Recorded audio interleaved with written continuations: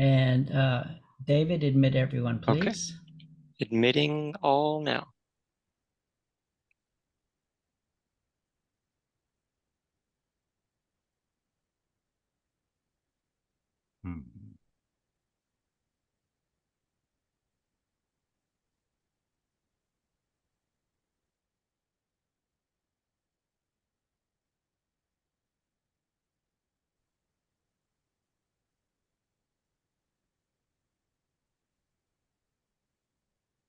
You're up, Michael.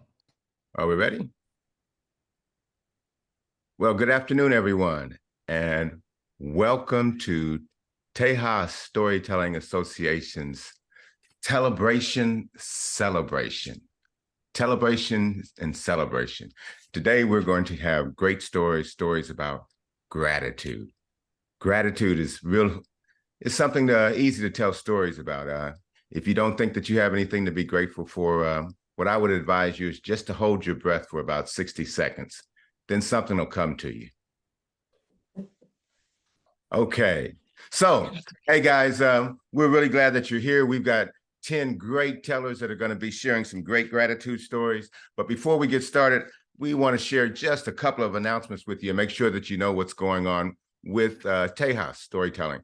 So one thing that Tejas does is Tellebration. The other thing, we have the virtual guild events that we do. But coming up in January, we have something special. And I have a little friend of mine who's going to tell you guys about our upcoming event. So let me share my screen and see what she has to say. Oh. There we go. TSA members, join us for a captivating storytelling workshop titled Making a Connection, featuring the renowned Elizabeth Ellis. On January 27, 2024, from 9 a.m. to 12 p.m. Central Standard Time, TSA is proud to host Elizabeth Ellis, a true American masterpiece touring artist designated by the National Endowment for the Arts. Elizabeth Ellis, a recipient of the Lifetime Achievement Award and the Circle of Excellence Award from the National Storytelling Network, brings over 45 years of storytelling experience to this workshop. With a unique blend of humor and poignant honesty, Elizabeth's stories deliver down-home wisdom, Southern style, captivating audiences of every age. Elizabeth is not only a captivating storyteller but also a sought-after story teacher and coach. Her workshops, masterclasses, and weekend intensives are tailored for all who use the power of storytelling in their work. She is the co-author of Inviting the Wolf In, Thinking About Difficult Stories, and the author of From Plot to Narrative, recognized with an Izzard and a Storytelling World Awards. Elizabeth Ellis is listed on the touring roster of the Texas Commission on the Arts and the Mid-America Arts Alliance. Let me tell you more about Elizabeth Ellis. Miss Ellis was born in Winchester, Kentucky. Elizabeth grew up in the Appalachian Mountains, surrounded by the rich tradition of storytelling. Her versatile and riveting storytelling style spans Appalachian and Texas tales, stories of heroic American women, and personal memoirs. A recipient of the John Henry Falk Award from TSA and the NSN Oracle Circle of Excellence and Lifetime Achievement Awards, Elizabeth Ellis is a storyteller of unparalleled skill and experience. Miss Ellis Workshop will be on Zoom. It will cost $50 for 3 hours of learning from a master. Don't miss this opportunity to learn from one of the best in the storytelling world. Elizabeth Ellis's workshop promises to be an enriching experience for storytellers, educators, and anyone passionate about the art of storytelling. The workshop is titled Making a Connection. With your listeners, with your material, and with the storyteller in you. We look forward to seeing you there for a morning filled with laughter, wisdom, and the magic of storytelling. Save this date, January 27, 2024. We will provide more information as the date nears. Thank you for your attention. So guys, hope you like our little AI creation, and hopefully you're smart enough to take advantage of the fact that Miss Ellis is going to have this workshop. I think a lot of times because we see Elizabeth so much, we may take her for granted and not realize just how much of a treasure she is. But whenever you go to any of the national storytelling festivals, you'll hear the greatest of storytellers talking and quoting Miss Elizabeth Ellis. So if you get a chance to get 3 hours of Elizabeth Ellis, I say that's a ticket that you want to buy. So keep your ears open for more information about that upcoming concert. It's going to be January 27th. And that's not the only thing we've got going on. Jay McHutcheon is going to tell us about, well, she's going to give us another advertisement. Jay, what's on your mind? Thank you, Michael. I've been working hard with another group of people and Ted Parkhurst publishing our second TSA book. I'm excited about this because I've been inside hearing about it. We have a picture of the cover up here soon, and it's 40 years of storytelling in Texas storytelling. We have lots of different authors from Texas and even beyond. We have a history of TSA by Elizabeth Ellis, a welcome or forward by Barbara McBride Smith. We are also putting in there lists of recipients from all our awards that TSA passes out. It will go all the way through the 2023 awards. And once 24 comes, you'll have to write in the awards because we can't put them in. It'll have been published. It's going to the publisher the end of December, and we will be able to hand it out at the festival. My suggestion is to go ahead and buy it now, because then you don't have to say, oh, that's another $23. That's with tax in Texas.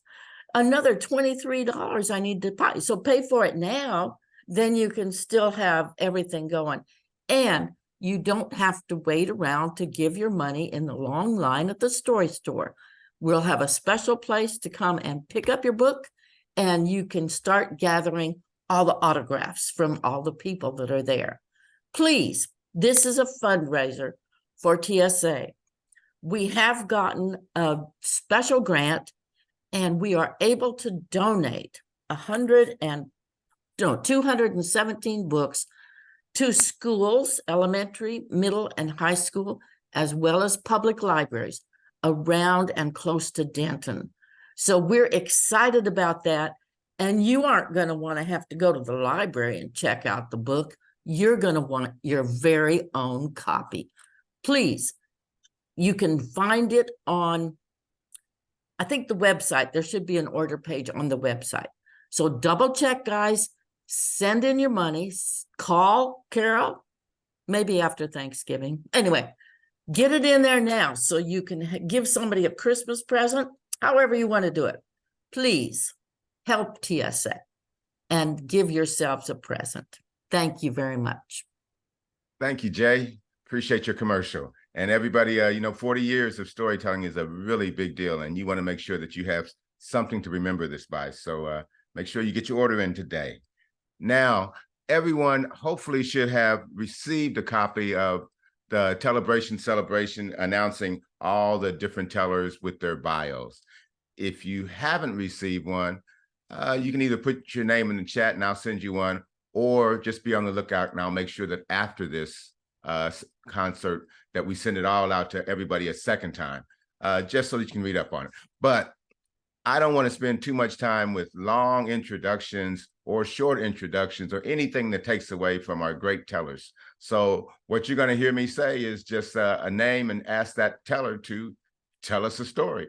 And with that, I think we're ready, and let's get started. Our first teller is Richard Nash of the Dallas Storytelling Guild. Hey, Richard, tell us a story. Oh, I'll be happy to. Stories of gratitude. There are a number of different things that I am grateful for. One of them is my wife. 43 years she's put up with me. And we have found ways to make our 43 years incredibly interesting. Her birthday is one day after mine. Different years, but in the same month, one day after mine. So we try to do something different every set of birthdays so that we keep some of the excitement alive. And one of the most exciting things that we did, I'm going to tell you about. You see, what we did on that particular birthday was we went and we spent time at the Jefferson Hotel in Jefferson, Texas, one of the most haunted hotels in the world, perhaps. We'd heard about it from friends, and so we decided that we would go down and go for the full experience. I managed to get us a reservation for room 19. Room 19 in the Jefferson Hotel is haunted by a ghost named Elizabeth. She was a young woman who hung herself off of the bed after being left at the altar and pregnant. And she has the reputation for being a friendly ghost, moving stuff around, turning the bathwater in the tub hot to cold or cold to hot, those kinds of things. So it seemed like a good way to celebrate our birthday was to go visit with Elizabeth if we could. So the wife and I, on my birthday, jumped in the car, drove down to Jefferson, Texas, and we checked in to the Jefferson Hotel. As you can see, that's the lobby behind me. We were told by the clerk after we had checked in that we were the only breathing guests who would be there that night. What I said, we're going to have the whole hotel to ourselves except staff. And she says, no, the staff, we leave at 9, but we're going to give you a code so you can go in and out whenever you need to or want to or leave. So that was great. We went up to our room and I put my ghost meter, the EMF meter, on the bed, and we left and went to look around the town and had some fun.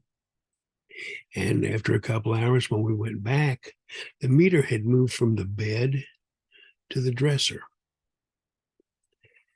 Promised to be a great evening. I was saying, ghost party in room 19, all the ghosts in here. Come on down to room 19. We're going to have a blast. And my wife's going, hush. She shook her head. But it was fun. And so we went down to the little Italian restaurant that was in that hotel at the time. We ate our dinner and finished at about 6:30, 7 o'clock. And we went out and sat in the lobby. The staff was still there, but then they left. The restaurant staff left. And my wife and I were alone from 9 o'clock on. I tried everything I knew. I'd watched all the ghost hunter shows. If you're here, walk down and make those stairs creak. Can you flicker the lights? I got out the recorder and I recorded, and I'm going to ask you questions and you can answer them and I'll hear it later. Are you here? Is there something you'd like to tell us? And I did this, and I was very faithful, following all the traditions. I had my EMF meter, I had my thermal thermometer, and I was constantly scanning the room and doing all this. And nothing. At midnight, she says, I'm going to bed. So I walk her up the stairs to the room, and we go, and we're in there, and I get in the bed, and I'm going, honey, I can't sleep. I have an opportunity of a lifetime here. Do you mind if I go out and ghost hunt? She says, go. I got to get to sleep. So I get everything out and I start walking. And I walk down the long hall on that second floor. And I'm looking and I'm listening and I'm scanning every room. Nothing. There was a balcony that was closed off because it wasn't safe. I opened the door and went out on it and checked it to see if there was anything. Nothing. Absolutely nothing. So it continues and continues, and there's nothing. So I go downstairs and I walk the entire bottom floor, that long hall. Nothing. I go and sit in the lobby and start listening and waiting and trying different things. I even went on Facebook Live and was broadcasting live saying, okay, we have an opportunity here for you to let the world know whatever you'd like to hear, whatever you'd like to say. Come on in, come on down, make the stairs creak, do something. And I talked like that. And I did that for a couple hours. Nothing happened.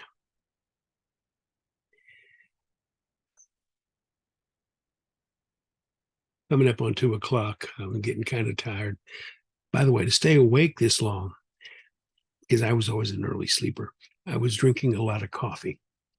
So I was sitting there and I heard something rattle behind the desk of the clerk. And I went over there immediately and there was nothing there. I looked to see if there was something that might have fallen. No. Was there something that might have moved? No. It was of somebody. And I'm going, oh, this could be getting fun. And then I went back and sat down. And I started hearing voices, human voices coming from upstairs, coming through the floor, muffled, very muffled voices. Ooh, maybe that's something good. Let's wait and see. Let's see what we can get. However, at my age, if you drink too much coffee, there are certain things that you have to get up and take care of. So I did that. And I walked out of the lobby, through the threshold to the door that was right on the right, which is where I needed to go, took care of business and came back. Now, I had left my EMF meter. I had left all of my equipment there. I had left it and was going and had every intention of just going back in there. And I said, no, I'm going to do this old school. So I started walking down that long hall by myself. And I took my first step, took 5 steps.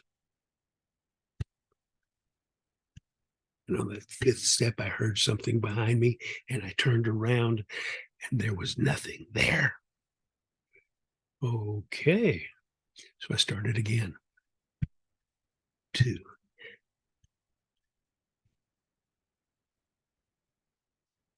And there was a noise and it was nothing there. 3rd time. I'm going to see. If it happens 3 times in a row, I'll be convinced. So I start walking.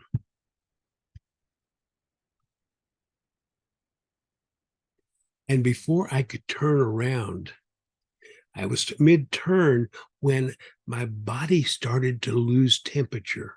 Core temperature started dropping. I was instantly covered with all sorts of goose flesh, and it was cold. It was really cold. If you know anything about ghost hunting, they say that if you walk through a cold area and get back to warm, you walk through a ghost, or a ghost walked through you. It was evident to me that whatever this thing was standing inside me, because the ghost flesh, the goose flesh, was just all over. It was getting worse. I was getting colder, and the air that I was breathing was stale. And I felt threatened. And I'm going, okay, this is not interesting. This is getting weird.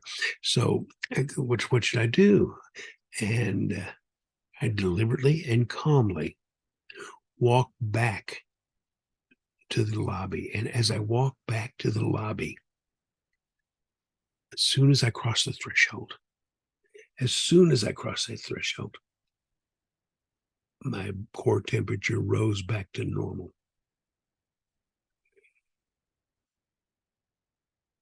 I went and I sat down, took a breath, and I got to thinking of all the possibilities that could have been. And I thought it might have been the traveler, one of the ghosts that is frequented there. But it was getting louder upstairs, and I was going, I think I've had enough. I'm going to go see if Elizabeth is visiting. So I walk up those stairs, and my EMF meter's going off, and I hear voices in the rooms as I'm passing, and I get into our room, and it's quiet. I've had my experience at the Jefferson Hotel. I can't wait to tell Lorene about it. She's asleep. So I get in the bed, but I leave the EMF meter on at a 45-degree angle between the door and the wall, pointing like that. And I fall asleep. About 15 minutes later, my wife wakes me up. Your machine is making noise. Beep, beep, beep, beep, beep, beep. Elizabeth, is that you? Beep, beep, beep, beep, beep, beep, beep, beep, beep. Wow, Elizabeth, I'm glad you're here. Beep, beep, beep, beep, beep, beep, beep, beep. Do you mind us being here? Silence. Do you like us being here? Beep, beep, beep, beep, beep, beep. So we talked like that. Yes or no questions. Beeping yes if there was beeps, and if there was no answer, then she just chose not to answer, or the answer was no. We did that for about 15 minutes, and I hear her leave. She's going beep, beep, beep, beep, beep. Well, after that, I can barely fall back asleep, but I do. And about 15, 20 minutes later, I hear the machine going off. Beep, beep, beep, beep, beep. Elizabeth, I'm glad you're back. Beep, beep, beep, beep, beep. And so we talked like this for a while. And my wife, ever being practical, which she is, says, I've got to sleep. Send her away. I need my sleep. It was not a comfortable mattress anyway, so I understood what she was talking about. But let me talk to her just for a few more minutes. So I'm talking, and I asked Elizabeth, was that the traveler that was involved with me downstairs? Beep, beep, beep, beep, beep, beep, beep. Was I in any danger? Beep, beep, beep, beep, beep, beep, beep, beep. Am I still in danger? Beep, beep, beep, beep, beep, beep, beep, beep, beep. Elizabeth, would you do me a favor? Would you watch and guard my room and keep us safe? Beep, beep, beep, beep, beep, beep, beep, beep. And I told her it was our birthday, and I thanked her for a great birthday and for memories that we would always share together, because my wife was awake by this time. And and then she just kind of left out. Beep, beep, beep, beep, beep, beep, beep. And so I went to sleep, and my wife went to sleep. But throughout the night, I would hear, as she came in the room, beep, beep, beep, beep, beep, beep, beep, beep, beep, beep, beep, beep, beep, beep. She patrolled the room all night long and kept us safe. The next morning, I got up, I talked to my wife. She remembered, and she will validate this story. This is an absolutely true story. We went down to check out, and they asked how it was last night. And I told them the whole story, just like I'm telling you. And they said, and you stayed all night? I said, of course we did.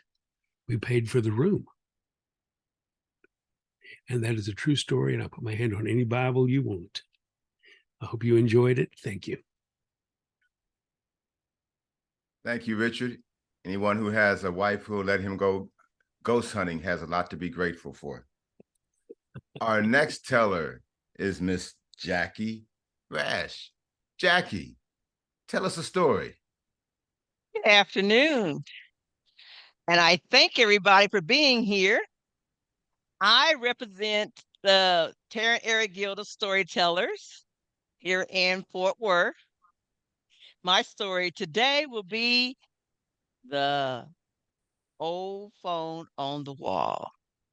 And I need to move this a little bit so you can see this awesome phone that was made for me by my coworkers. And thought you'd get a kick out of that.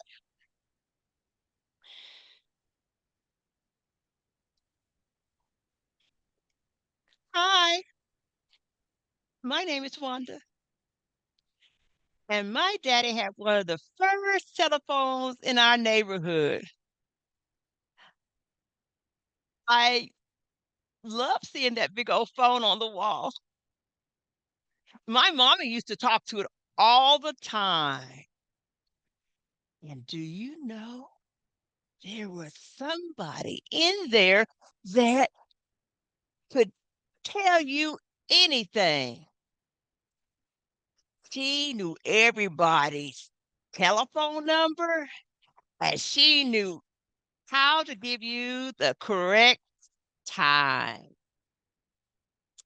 Well, I listened to Mama talking on the phone, and it was fascinating. The lady that she talked to was named Information Please. That was wonderful. The little genie in the telephone.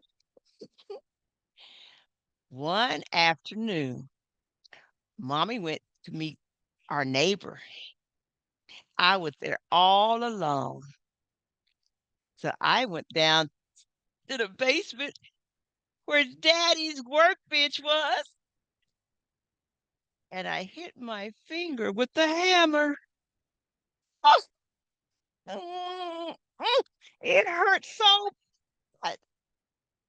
And nobody was there, so I couldn't even cry. I didn't even have an audience. Then I remembered information please knows everything. I'm going to go upstairs and call her. So I went upstairs and I pushed a table over close to the phone and I picked up the receiver and I spoke into the speaker and I said, information, please. Hello. Hi. I hit my finger with a hammer and it hurts. You can cry then because I had an audience.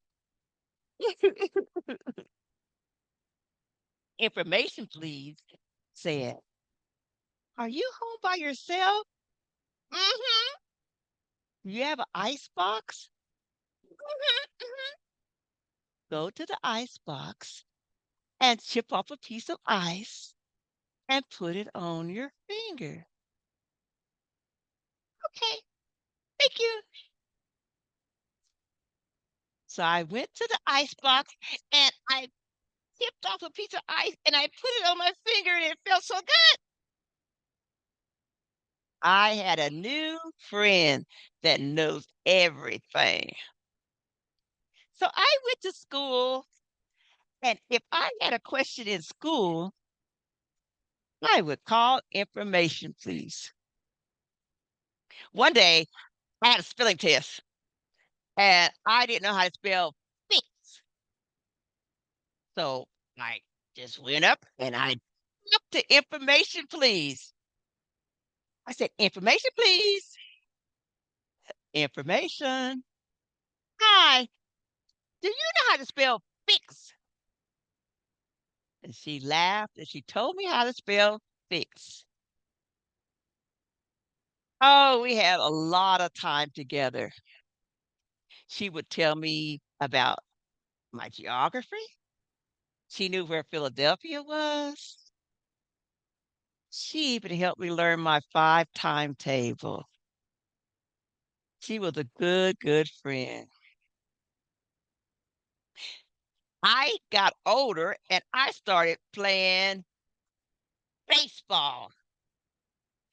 I could hit that ball really far and I would call and tell information, please, about that. And then one day, Petey, our parakeet, died. So I called information, please. And I told her that Petey had died. Of course, information, please, told me all the stuff that adults say. And that didn't seem to help much. She knew I was sad. And she said, Wanda, there are other worlds that we need to sing in. Oh, that kind of helped. Well, when I turned 9, we moved away. Our town is up close to Seattle, Washington, and we moved way over to Boston. I grew up. I started college. I was pretty cool in college. I studied and studied to be a fashion designer. I graduated. I thought about information, please, all the time. I wondered if she even remembered me, all the times I called her about silly things. But one of my assignments had me go back to the West Coast. And by that time, my sister had moved back to Seattle. And I had a layover in Seattle. So I called my sister, and then I thought, I think I'll call my old operator and see if she's still there. I called. I said, information, please. Information. Do you know how to spell fix? She laughed. Is this you, Wanda? Yes. I'm so glad you're still here. I think about you all the time. How you helped me. How you were my friend. And information, please, said, I thought about you a lot too. You see, I never had any kids. And I loved it when you called me for information. Oh, I have fond memories. And I'm just glad to hear from you today. I told her, well, if I come through here again, can I call you? She said, yes. When you call, ask for Sally. That's my name. And I hung up. Oh, what a blessing to be able to talk to my old operator. I flew on down to my job, and I had to travel again after I went home. Got another job in California to design one of the sets. So I had that same stopover in Seattle, and I called my operator again. Information, please. Hello. Hi, can I speak with Sally? Are you a friend of Sally's? I said, yes. The guy cleared his throat and he said, I need to tell you something. Sally was kind of feeble these last few years, and she was working here part-time. She passed away last week. Oh, no. Okay, I'm sorry to have bothered you. He said, no, wait a minute. Is your name Wanda? I said, yes. Hang on, she left you a note here. Here it is. This is what it says. Wanda, remember, there are other worlds we need to sing in. I thanked the operator. I hung up. Wanda, information, please, made a big difference in my life. I was very grateful to have her. Have you been or made a difference in somebody's life? Thank you.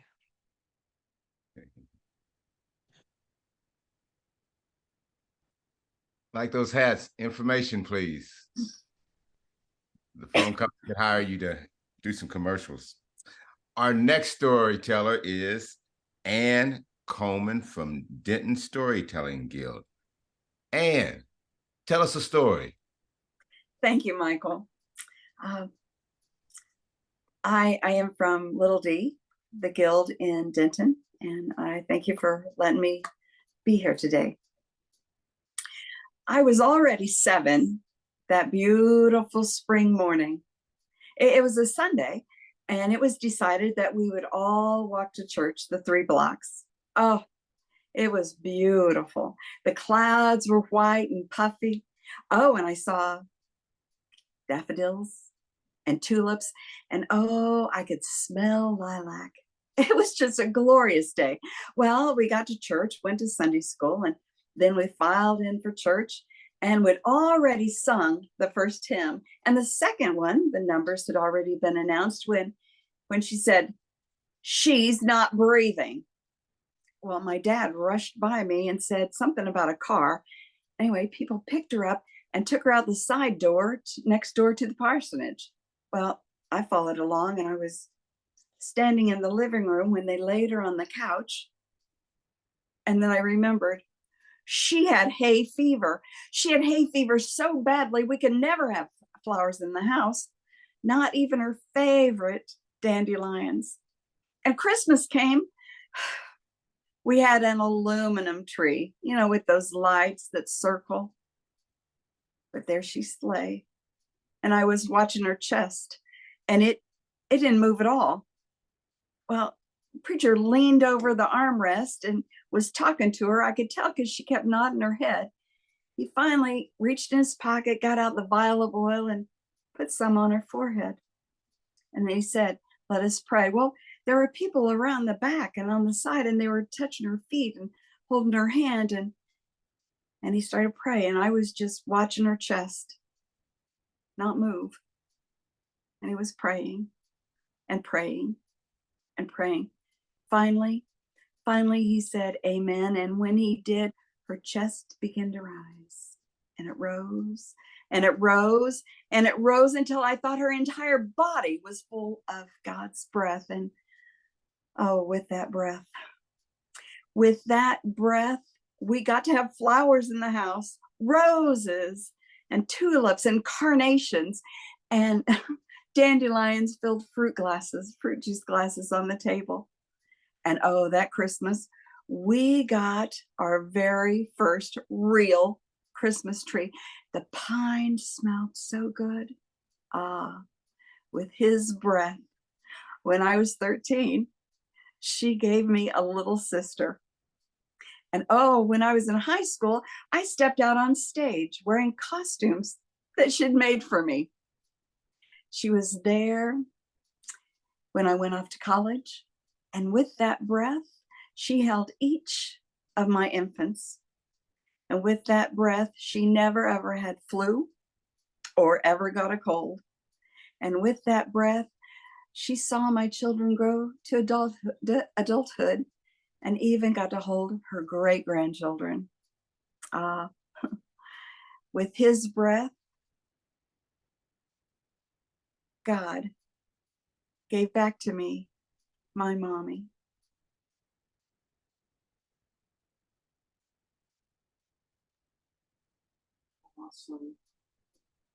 Awesome. It was only 6 minutes long. Something about that breath. Thank you, Anne. And our next storyteller is our youth teller. Her name is Keren Lee.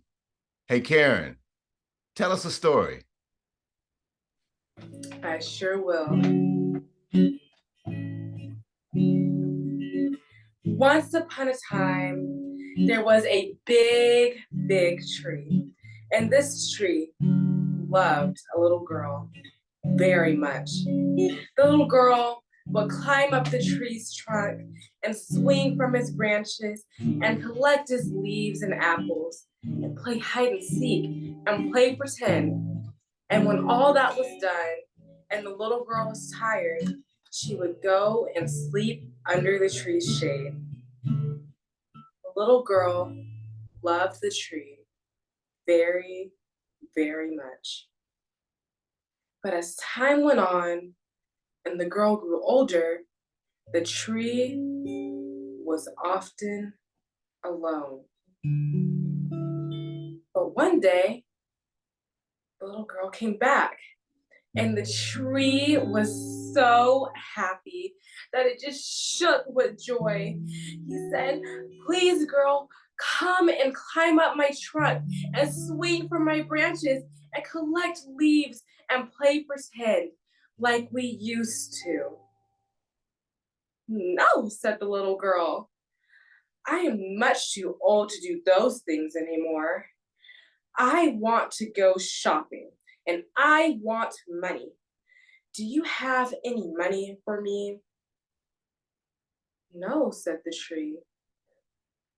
"But if you take my apples and go and sell them in town, then you can have money, and then you will be happy." And so the girl did. She climbed up the tree and collected all of its apples from it and took them to town and sold them and had money. And the tree was happy. As time went on and on, the tree was often alone once again, and it became sad. But one day, the little girl came again, and the tree was shaking in excitement. "Oh my goodness," said the tree, come and climb up my trunk and swing from my branches and play hide and seek and collect my leaves like you used to." "No," said the girl. "I am too old and tired to do those things. I just want a family and a nice big house. Can you give me a house?" said the girl. Well, the tree couldn't. The forest was its home. "But," said the tree, "how about you cut off my branches and take those and build yourself a nice sturdy home?" Well, the girl did.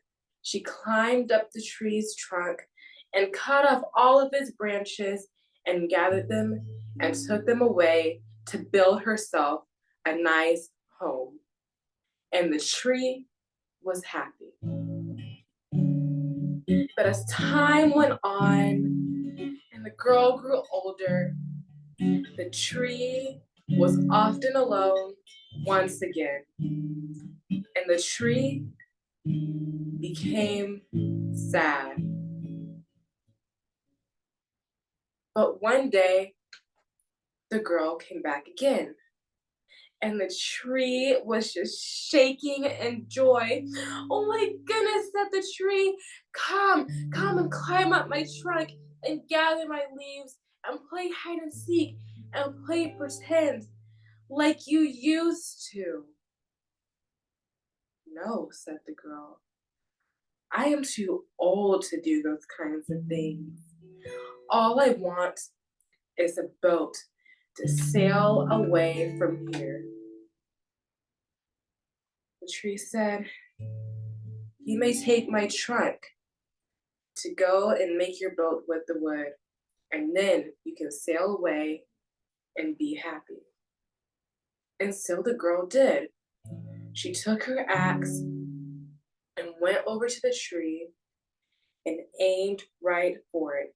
And she swung it down 1, and again 2, and again 3. And the trunk came tumbling down, and the girl took it off and went to go build her boat with it.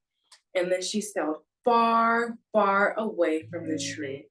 And the tree was happy, but not really, because the girl stayed away for a long, long, long time. And the tree was sad.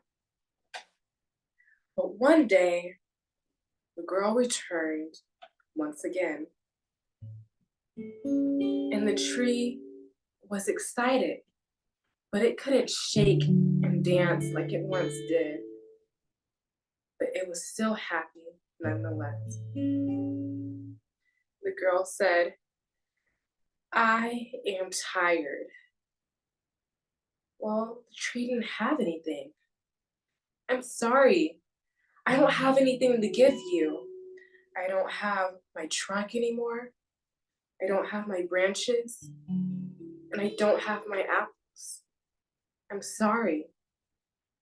The girl said, I don't need any of those things anymore. All I would like is a place to sit and rest. Well, said the tree, I guess an old stump is good for sitting and resting. So the girl went over to the stump and took a seat on it and sat. And they sat together for a long, long time. And they were both happy and both filled with love. This is an adaptation of the story, The Giving Tree, by Shel Silverstein, readapted by me, Keren. And it is always important to remain grateful for those moments that will not always be there. Thank you. Yeah. Great story, Keren, and great telling of a great story.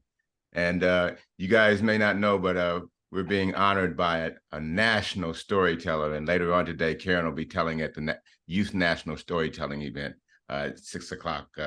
So that was our ringer for today. So thank you, thank you, thank you. Our next teller is Mr. Ron Carter. Ron is from the Heart of Texas Storytelling Guild. Hey, Ron, tell us a story. Yes.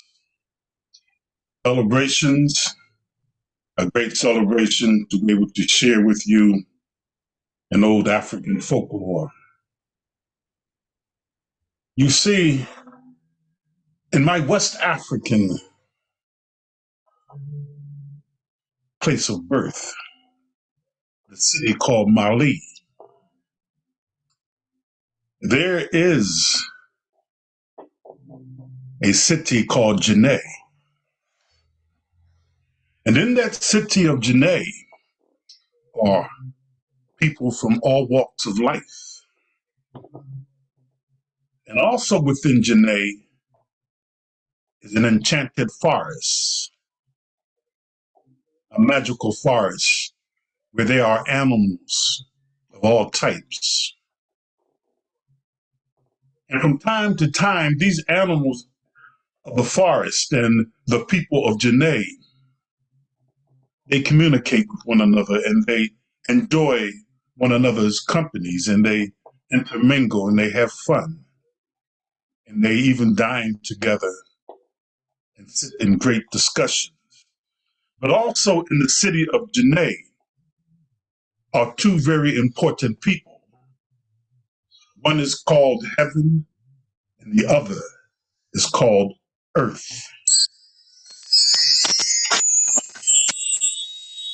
Now, heaven and earth wanted to bring the people of Janae and the animals of the forest together to make an offering to the Great One, he that exists, he that has created all that exists. They put together a basket of fruit. And this basket of fruit was the offering they were going to make, give to the Great One. And they were to have a festival. And they decided that heaven and earth themselves, along with the people of Janae and the animals of the forest, they would make this offering together in this presentation to him who has created all that exists. But somewhere along the way, heaven and earth, well, they kind of got it twisted. They begin to argue for what reasons, I don't know. Heaven was like, no, I will make the offering. forgetting about the people of Janae and the animals of the forest who were also to be a part of it.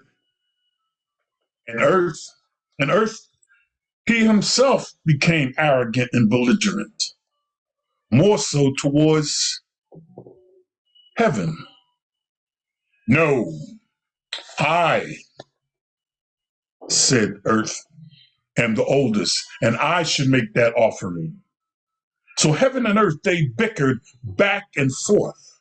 Back and forth, they argued, stating that they are better than the other one and that they should make this offering to the great one. Well, Earth, he became more belligerent than heaven. I mean, he really treated heaven real bad. He talked about them like there was no tomorrow. Oh man, he was real nasty and real mean.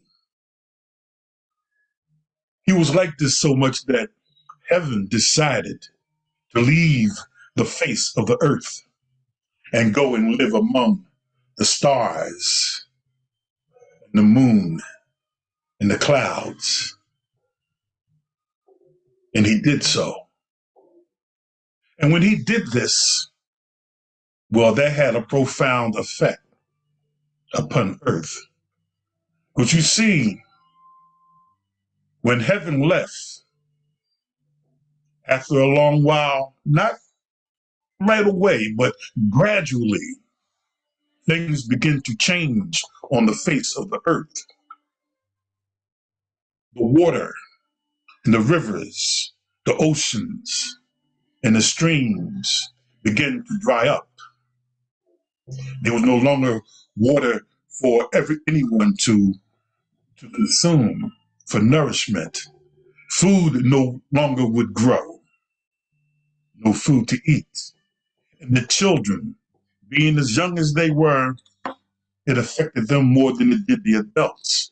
Because you see, children no longer ran, laughed, and played like children always do. And mothers, well, they no longer gave birth to children, to babies. And the fathers, well, you know them, they were always full of themselves, walking around like they were so proud but they walked around with their heads down, not hung towards the sky. And heaven, not heaven, but Earth began to see this. And he was trying to figure out, well, why are things like this? Why have things fallen off so drastically? Why are things no longer the way that they used to be? Why is it that children no longer ran, laughed, and played like children always do? And why were mothers no longer giving birth? And why were fathers no longer proud, but walking around with their heads down? This has become a sad state of affairs, said Earth. So what Earth did, he called for a gathering of all the people of Janae and all of the animals of the forest. And he put to them, why are things so bad now? Why is there no food to eat? Why is there no water to drink? Why have all the waterbeds dried up and children no longer are happy and no longer ran, laugh, and play like children always do? And why do mothers no longer give birth? And why are these men walking around so doggone sad? This is a sad state of affairs. Well, you know, even though they all gathered before Earth and they listened to him, they were afraid to say anything to Earth or to give him an answer because they knew that Earth was a very mean guy. But there was one person who was not afraid of Earth. And he came forward from out of the crowd of people and the animals of the forest.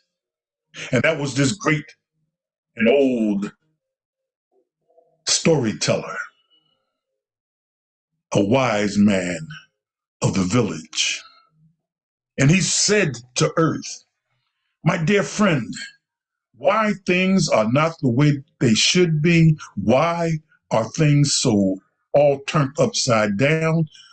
My dear Earth, you should know the answer, my friend. It is because of the way that you have treated heaven, forcing heaven to leave the face of the earth. You see, heaven is the foundation of us all. And without heaven, we do not exist. So Earth thought about it. And he said to the wise storyteller, well, what should we do? It is not what we should do, my friend. It is what you should do, said the storyteller. You need to take that basket of fruit that you and heaven had put together and made the promise that you and heaven, along with the people of Janae and the animals of the forest, were to make this offering to the great one. You need to take that basket of fruit and have someone take it up to heaven as an apology. With a perhaps that may solve our problem. So Earth, well, he called for a gathering of all the birds of the forest. And they gathered around him. And he said to them, one of you must take this basket of fruit to heaven with my apologies. So the first bird to try was the great mighty hawk. He didn't get no further than 2 inches up off the ground. He couldn't make it. Then the great mighty hornbill bird, well, he tried to take that basket of fruit to heaven. Not even he had the strength. And the great mighty eagle, who was king of all the birds, he couldn't do it himself as well. But then in the distance, behind a crowd of people, they parted like Moses parting the Red Sea. And up the middle of the aisle, the people, the animals, was this one creature, the vulture. Yes, the vulture, the ugliest, the dim-witted bird of the flock. He got up there in front of heaven, earth, and he said to earth, I am the only one who can get this basket of fruit up to heaven with apologies. The great mighty eagle was like, surely you jest. You, the most dim-witted bird of the flock? You, come on now. Everybody laughed at the vulture. Well, the vulture was like, I can do it. And he began to ignore everyone. The vulture raised and spread his wings.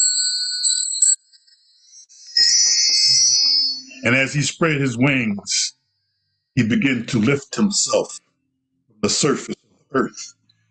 And as he lifted himself from the surface of the earth, he clutched that basket of fruit. And he began to rise and rise and rise. Yes, he spread his wings even further, and they flapped and they flapped. And as he rose towards the heavens, he began to sing. We need peace, no more tears. We need peace, no more tears. And like 1,000 bats in flight, zoom towards the heaven. And he reached the heavens. he was there to meet and be greeted by the gatekeeper at the gate of heaven. And the gatekeeper knew who Vulture was, and he allowed him to come in through the gate. And he took him to heaven. And heaven looked at Vulture, and he said, "What may I do for you, my friend?" And the Vulture looked up at heaven. He said, look, heaven, this beef between you and earth, well, it's got to come to an end. Because things are very bad down there, my friend. Things are bad down there, son. No water, no food, the children acting crazy. The fathers, well, they done lost their minds, and the mothers, they're in despair. But I have here the basket of fruit that you and earth, along with the people of Janae and the animals of the forest, were in contract to offer this to the Great One, he who has created all that exists. And I know earth, was bullheaded, hard-headed, and lost his mind and really talked about you real bad, and chased you off from us. But he sends this basket of fruit to you with his apologies. He is sorry. He knows that you were here first before him. He knows that you are the oldest. And he wants to make amends. Would you please come and join us back on earth with the people of Janae and the animals of the forest so that we can make this offering and have a festival like we have never had before. Heaven thought about it, and it didn't take him too long. So he said, yeah, why not? I'm no longer angry with earth, so I'm going to do this. But my friend, my dear Vulture, I want to give you 3 gourds. And these 3 gourds, when you reach the gate of heaven, I want you to drop the first one. And when you're halfway to earth, I want you to drop the second one. And when you reach earth, I want you to drop the third one. And with that, the Vulture was gone.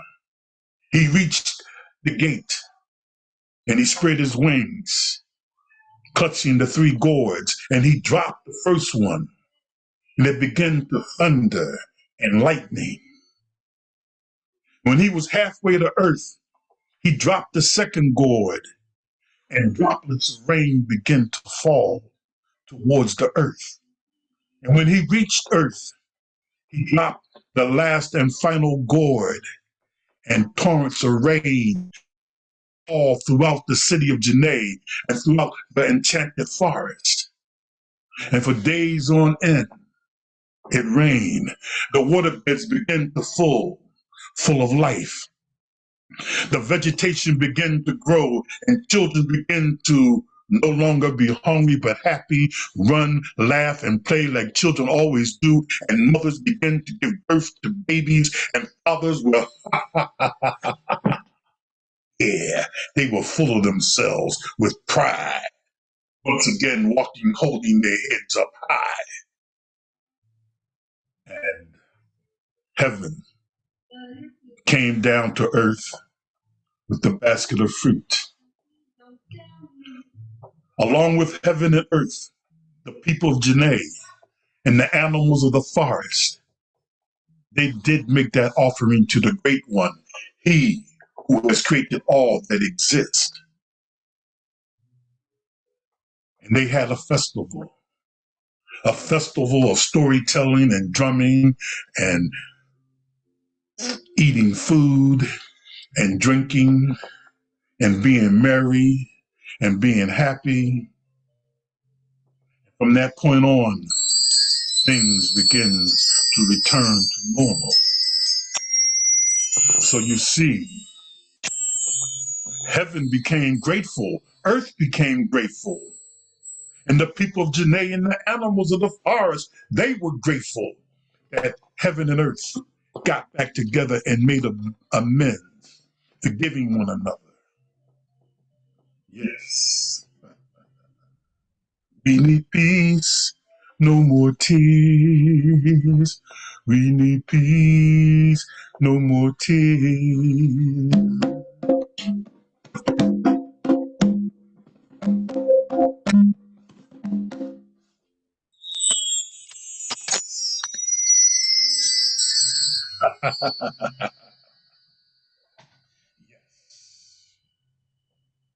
Thank you, Ron. Great story, and I agree. We need peace, no more tears. Heaven and earth, how that works out. Hey guys, we're at a good halfway point, so we're going to take a quick intermission.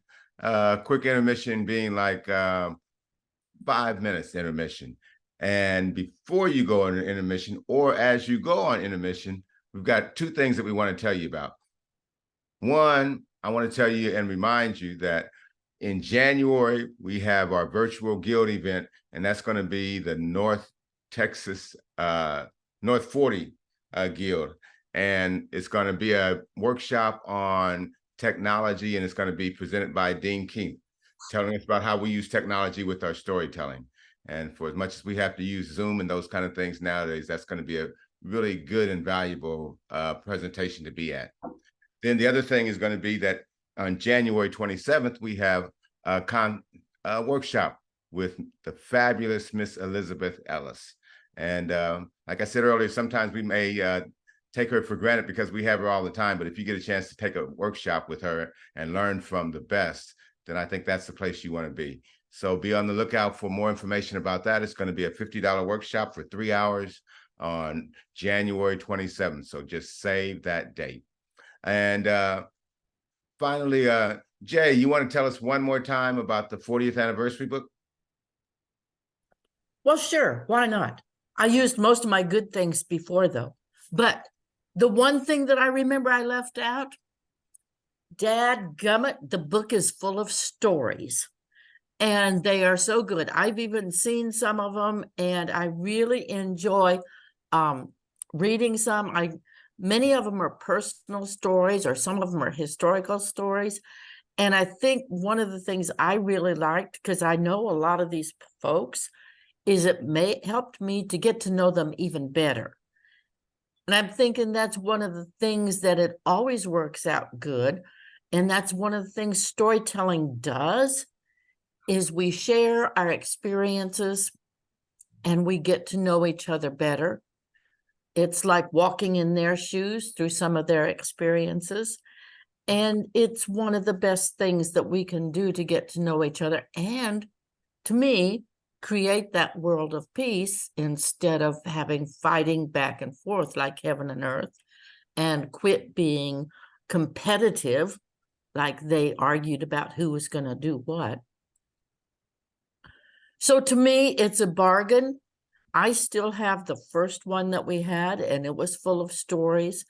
And I love to get to know my fellow storytellers better, and we can take some of those stories and learn from them. And that's one reason I think, along with the history that Elizabeth Ellis has written of TSA, the words that Barbara McBride Smith wrote, who's a Texan, Oklahoman, now Tennessean, and all the awards that are there at your fingertips are also included in the book. And you have contact information and bios, brief bios on each storyteller. It's just full of a lot of things that I think each TSA member would like to have. So I encourage you to buy it and help TSA out. Thank you. Appreciate your listening. Thanks, Jay. And if you go to chat, you can find a link so that will take you right there, so you can go ahead and order too. So we've got according to my watch, 2 more minutes before we get started back. So take that 120 seconds, and we'll be right back to tell some more stories.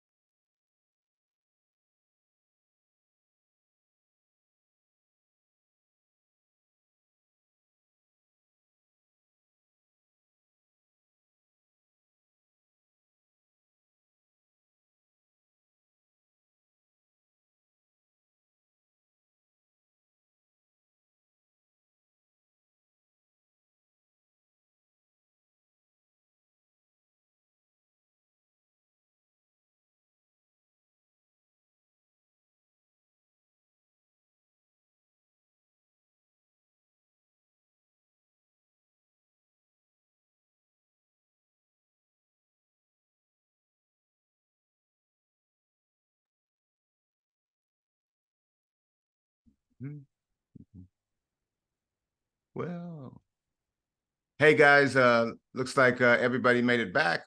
Hope you took advantage of that break time. And now you're ready to hear some more stories. We have 5 more tellers and a lot more to be grateful for. So put on your listening ears and get ready for another story. Our next storyteller is Lorene McHutcheon Stillwell from Central Texas Storytelling Guild. Lorene, tell us a story. Thank you, Michael. Well, I know that probably the proximity to Thanksgiving might have suggested a bit the theme for this storytelling event. And that's great to have a whole day, dedicated to be fellowship and being grateful. But where I grew up in Scotland, since this is a, pseudo-historical event for the American continent, we didn't have that. The closest thing we had in spirit and the calendar was St. Andrew's Day on November 30th, which also happens to be my birthday.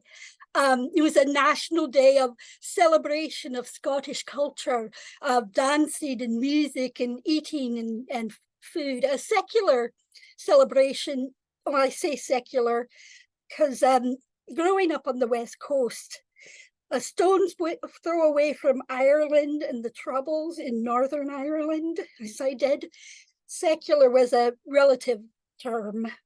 When it was really hot in Northern Ireland, we felt the heat. And my family was mostly Catholic.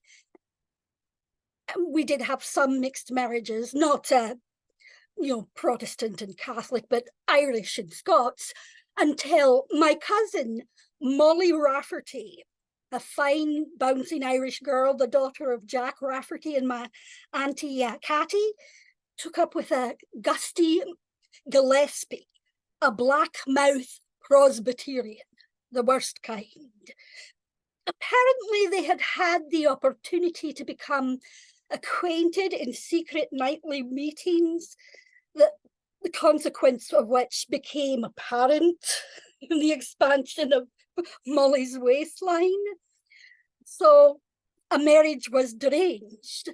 The minister, McHutcheon, the Presbyterian minister, was to marry them on St. Andrew's Day after the Mass and the meeting. So there hadn't been a marriage between a black moose and a Catholic in Ayrshire for a while, and a lot of folks took up against it. I mean, my uncle Harry Connolly, the ferryman, he spoke for it, but a lot of folk were not at all happy about it. And it was feared there's not going to be a big show at the wedding feast, but whatever the community feeling, St. Andrew's Day came, and Molly went to Mass and Gusty to meeting. And afterwards, it was arranged they were to come back to the Rafferty's house. And Reverend McHutcheon and Father Sorley, the priest, who would also lend his blessing to the proceedings, would marry them, and there would be a big feast, a great let out, no matter if only family showed. Now, Jack and Catty had stayed back to dress the house and prepare the feast. And Catty was preparing a big pudding, a pudding being a cake that's steam boiled in a pot, when suddenly Harry Connolly comes in. The sun's in the suns and the moon's in the high hawks. Look at the sun. Just go out there and take a look at it.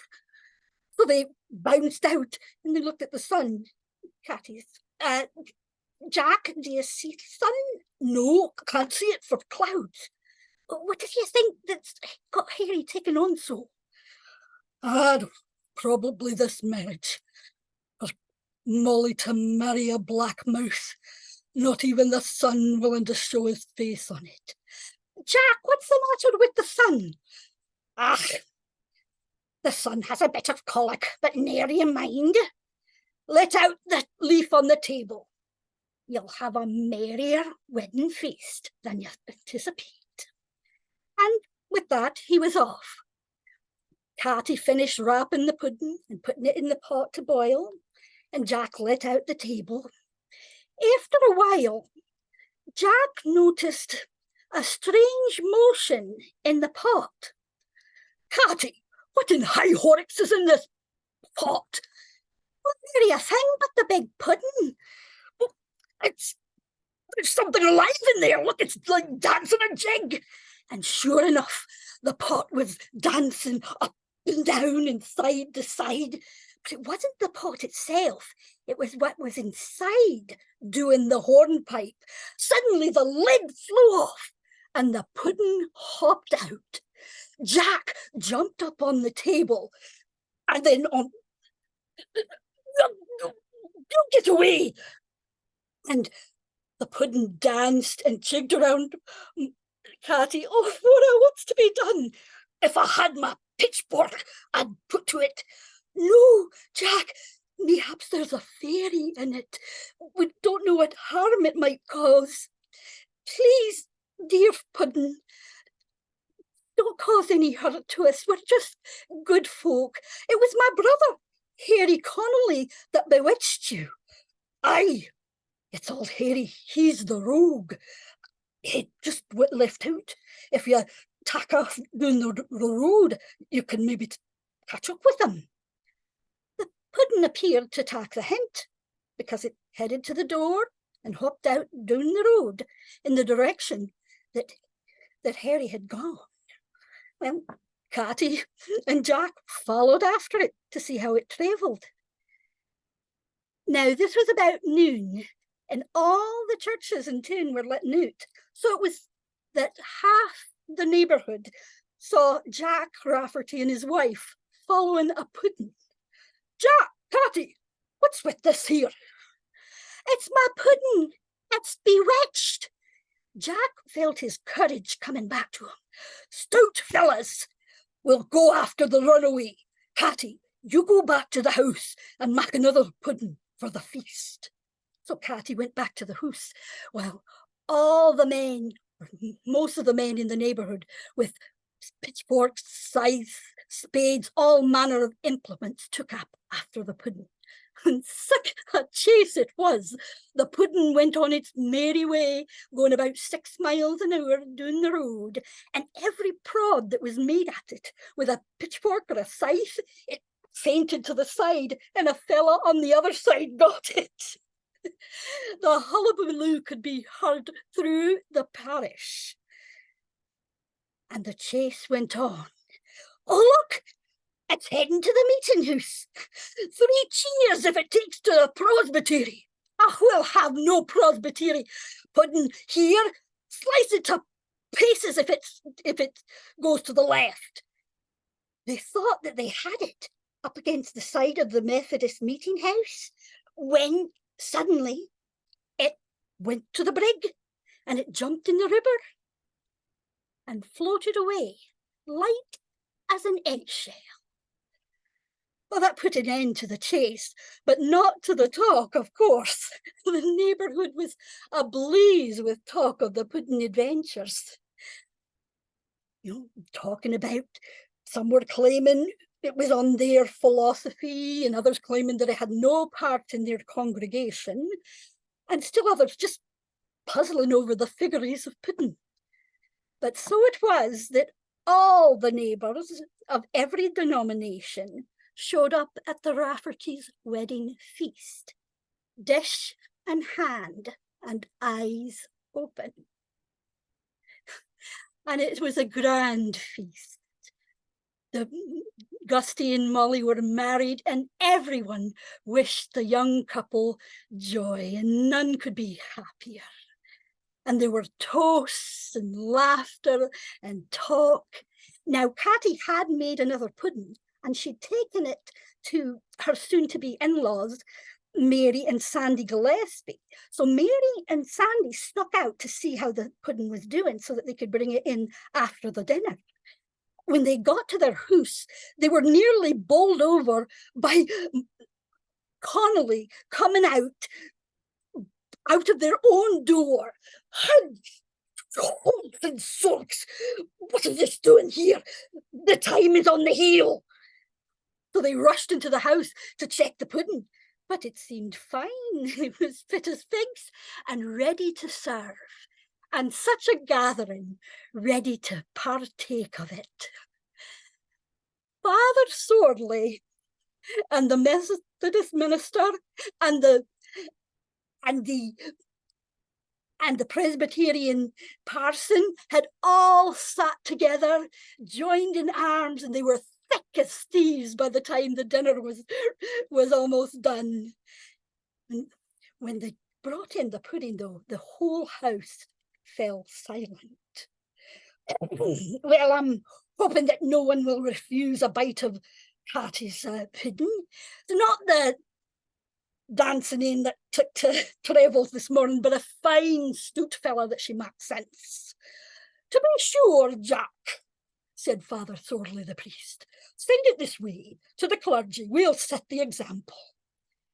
And everybody watched as the 3 clergy took a spoonful. No sooner had they taken the swallow than the minister and the priest jumped up in a jig, and the Methodist in a reel. At the same moment, the Anglican rector came by to give his blessing to the young couple. Jack Rafferty, has there been drink here? Oh no, your grace. The gentlemen don't seem to need it, but will your reverence take a morsel of pudding so that the young couple may boast that your eminence ate at their wedding? Well, just a morsel. And the rector had no sooner swallowed when he cut a caper a mile high, and soon all 4 of the clergy were dancing wild and fast. The neighbours were just taken aback. Oh, look at them, it's like they're bewitched. Look at the Methodist minister. What a caper he cuts. And the Anglican, who would have thought that an Englishman could handle his feet at such a rate? And the priest, oh, he does that trebling step better than the dancing master himself. Then Jack Rafferty bounced in, jigging it away as fine as everyone. Hooroo, gentlemen, the fun's in you yet. The minute that Jack Rafferty left the table where he'd been slicing up the pudding, Harry Connolly claps himself down and begins passing round the pudding double quick.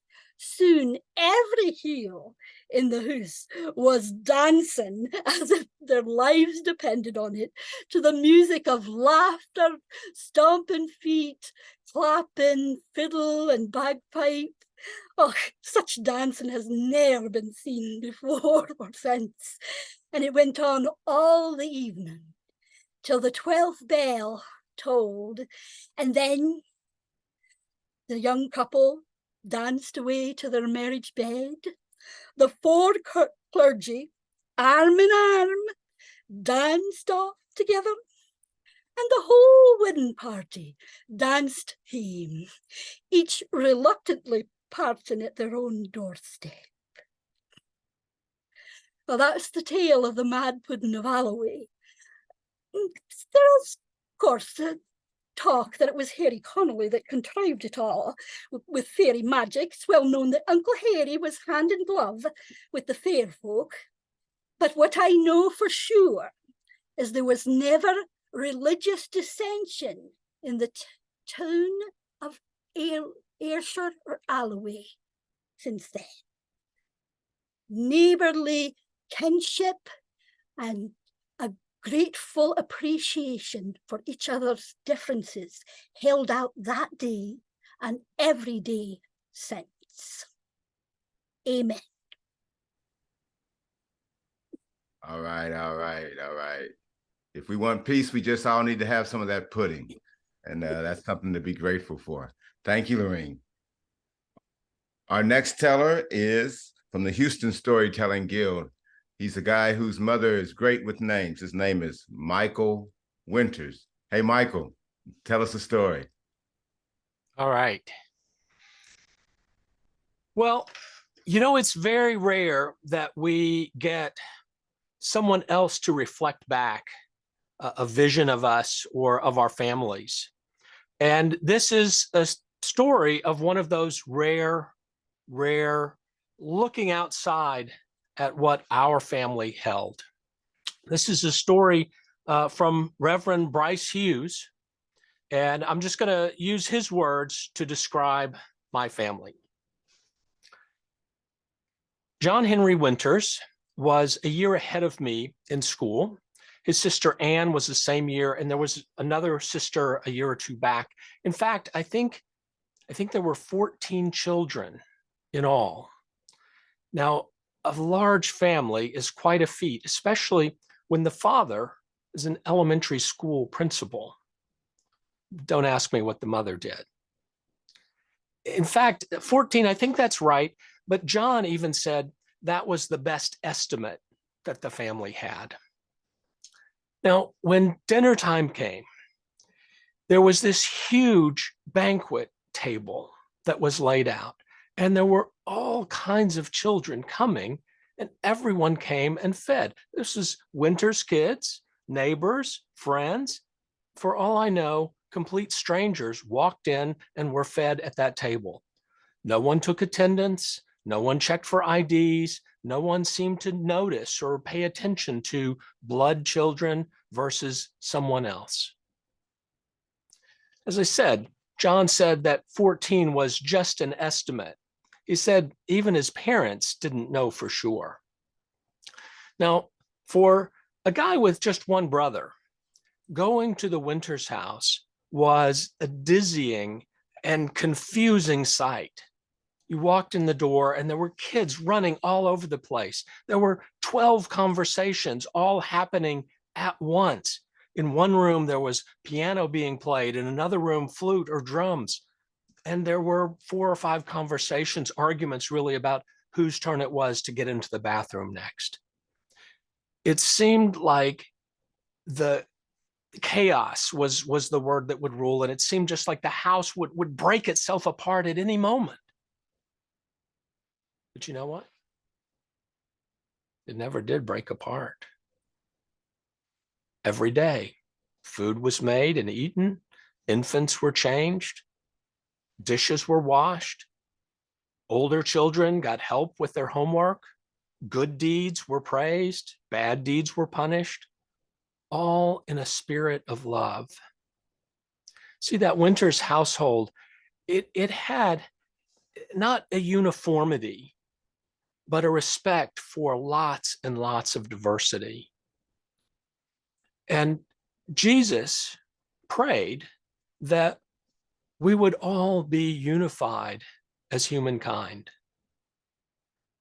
And I think that in Jesus's prayer, he must have had that Winters clan in mind, where everyone was welcome, where there was no distinction between who was family and who was a visitor. Well, Reverend Hughes, I don't know about Jesus. And I do remember lots of those arguments about who got to go into the restroom next. But I do know that in our family, there was a bond of love.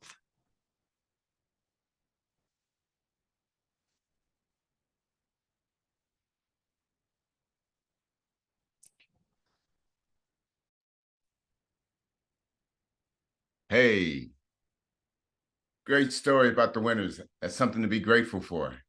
Anytime you have a family and a bond of love. Thanks, Michael. Our next storyteller is Viveca Deans from Rockwall Storytelling Guild. Hey, Viveca, tell us a story. I'll be glad to. God is already here. Can't you feel his presence? He's already here. All you have to do is open up your heart and he's already here. That was a popular song back at Good Hope Baptist Church, Missionary Baptist Church, Pleasant Hill, Alabama, where I spent many years in the family's church. It was one of those songs that I look forward to being able to clap along with the adults. And I look forward to the day that my legs grew long enough that my feet could reach the hardwood floors and I could pat my feet and clap my hands right along with them. And didn't really focus on the lyrics so much, but then adulthood hit. Remembered the song, but I started to realize that, sometimes I feel his presence and sometimes I don't. I usually would feel his presence when I could hear him. I mean, there would be times that still small voice would speak so loudly to me. But then there would be other times, seemingly when I was most desperate to hear from him, that he would be silent. And then there were days that I just wasn't necessarily desperate for anything. I just wanted to hear his voice and he would still be silent. And there was this one day that I was driving along. I was headed to Bible study, actually. And I remember as I approached the intersection, I just said, Lord, will you just show me something that just lets me know that you're here? And I'm watching the traffic and making sure it's clear for me to turn. And all of a sudden, this wind just started blowing all over the place. And, you know, in Texas, that usually indicates that something is blowing in from the north and the temperature is about to drop in the next couple of hours, about 30 degrees. And I thought, I don't know, is it about to rain or is it what's about to happen here? And the atmosphere became charged with this expectant waiting. You know, the kind that happens when someone has set up a surprise for you and they're somewhere nearby and they're waiting for you to discover it. It was that kind of energy. And then all of a sudden I realized, oh, it's you! You're here! I could hardly believe it. And I could hardly wait to get to the Bible study and share that testimony with the other ladies. Well, when I got to the Bible study, he wasn't done with me yet. I got there and I needed to have my money ready to pay for my book, and I got my book, and you won't believe this, but I tell you it's the truth. The title of the story, the title of the Bible study was, in fact, the subject of the Bible study was about the Holy Spirit, and the title was Help is Here. Mind blown. I could hardly believe it. And I thought, wow, I didn't see that coming that way. Like I almost missed it with that whole wind because my mind went to something else. I'm thinking a storm is coming in. It was a storm of a different kind. It was the kind I'd asked for.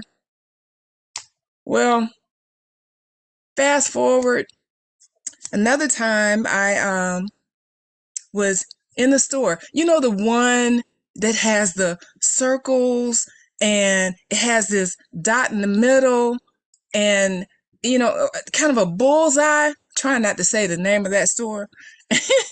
And when I got inside, I was walking along. I just wanted to pick up something to eat real quick. Needed to go pick our daughter up from work.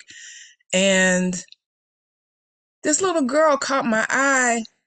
I just happened to look back, and out of the corner of my eye, I caught a glimpse of this little girl who's walking in, and she's holding her dress up like this. She has put on a full floor length, beautiful white dress with her little camel colored ankle boots on. And I just thought, there's a story there. And I let her and her father pass, and when they got in front of me, I just said loud enough for him to hear. I don't engage children without their adults' permission. And so I said, is there a special occasion or is this just because? And he looked down at her, he looked back up at me, and he said, just because. That's just the way she is. And I said, oh, wow. I said, that's so neat. And it reminded me of the stories that talk about not saving things for special occasions, pull the china out and use it every day, pull out the special silverware and glassware and use it every day. And I said, I like that. And he said, yeah, that's just the way she is. She's a type child that will all of a sudden get up and say, Alexa, play whatever song it is that she wants to hear. And she'll say to the family, hey, let's dance. And, and they're the kind of family where even in the midst of homework and whatever it is that they have to do, they will stop what they're doing and indulge her for those 5 minutes, and they'll just dance.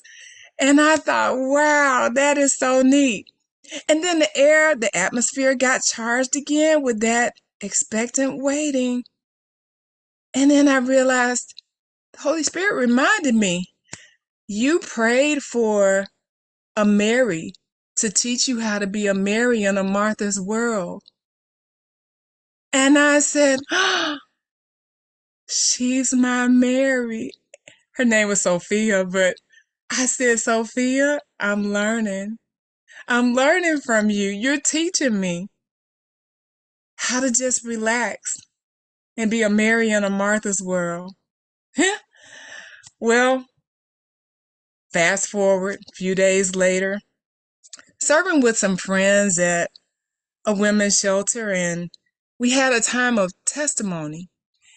And the various ladies were standing, even the children were standing and giving their testimonies. And one woman shared about how she's just so encouraged that even when she doesn't have the words to pray, she doesn't know what to say, that God understands her moaning. Just her moaning, God can understand what her heart wants to say. And a child stood and he shared about how his school week actually, had gone so well. And in times like these where so much happens in the schools these days, it was refreshing to hear a child say that his whole week had been a good week. And then there was Jessica. Jessica stood and said,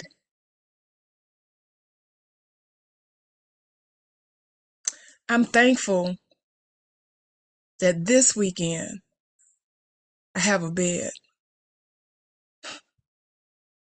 When I tell you, that was like a Holy Spirit kick to my head, my chest, and my abdomen. You know why? Because in this house, I'm grumbling about the fact that what contractor thought it was a good idea to put white carpet in a house for a family? And I'm complaining about, and now this white carpet that looks nothing like white anymore. What are we supposed to do? And Jessica is thankful that for that weekend, she had a bed. She didn't know about Monday, but for the weekend, she had a bed.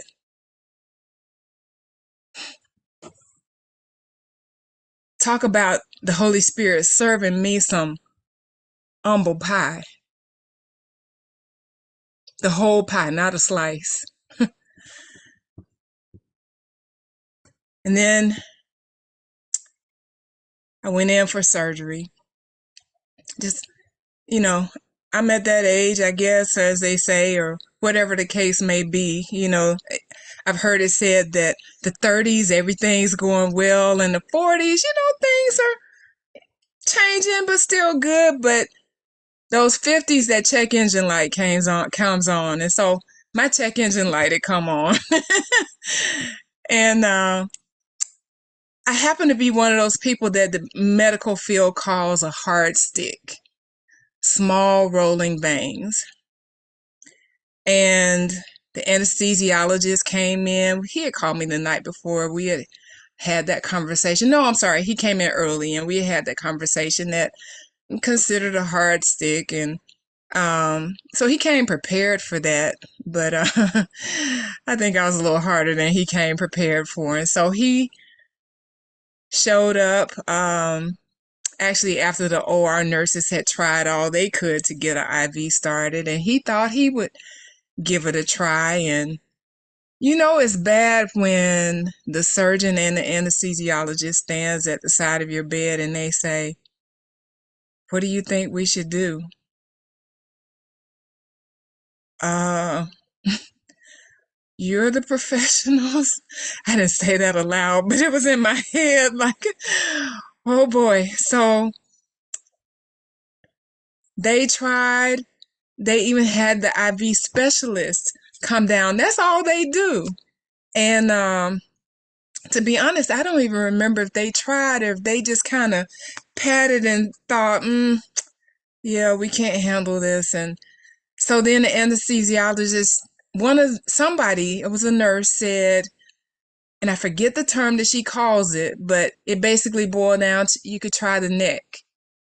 And yeah, I wasn't excited about it, but hey, we're here. Let's just get it done. And so the anesthesiologist is trying at my neck, and one of the nurses said, I can try the foot. And so she's trying my right foot. This is all going on at the same time, mind you. And in the midst of that, the Holy Spirit reminded me, you didn't pray about this surgery like you did when you had double mastectomy last year. You had everybody, strangers and everybody praying for you, and you just kind of coasted on in this one. And so in that moment, yes, sir, I dropped my head and I said, Lord, if this is supposed to happen, let it happen. But if it's not, stop it and just let me go home. And while my eyes were still closed, I heard a little voice say, I work in NICU. I can try. With my eyes still closed, I said, if she can stick baby veins, she can stick mine. And I opened my eyes, and it was a little nurse that had been sitting out at the station the whole time, watching this whole thing unfold. You know, in this prep area, it's kind of like the emergency room, and you're just separated by curtains. And every time the curtain would open, there she was. And so she had overheard the whole thing. And she said, I can try. And the anesthesiologist was exasperated at this point. He said, why not? And so she took her time on my left foot because the right foot had just been tried. And she took her time. And then eventually she clamped it off. And she said, got it. And the anesthesiologist said, you got it? She said, flush it. You know, that's what nurses do when they get the IV started, just to make sure that you're actually in a vein. And he said, okay. And so she said, he got it and he flushed it. And he said, woohoo. She said, I'm good at this. Seriously, I had an oh no moment because everybody had tried, the anesthesiologist, the IV specialist. And I'm thinking, don't tick him off, because I thought she was speaking kind of arrogantly, to be honest. And I think he did too, because he said, oh, you're good at this. And she said, I'm not good at everything, but I'm good at this. God gave this one to me. And then I realized, oh, she's not being arrogant. She's giving God the glory. And sure enough, he flushed it. Everything was good. And surgery got started. And I realized, although I've been so accustomed to God showing me his presence by talking to me, he decided he would open my eyes and my ears to some different ways. And I'm so thankful for the variety of ways that God showed me. God is already here. Can't you feel his presence? He's already here.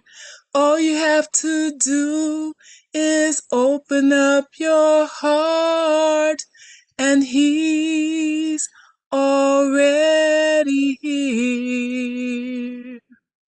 Thank you. Great story, Rebecca. Great story. We're definitely grateful for all those medical people that can make sure that we see a better day. So, hey guys, we've got another great storyteller. This one's from SASA, San Antonio Storytelling Association. So, Mary Grace Ketner. Mary Grace Ketner, tell us a story.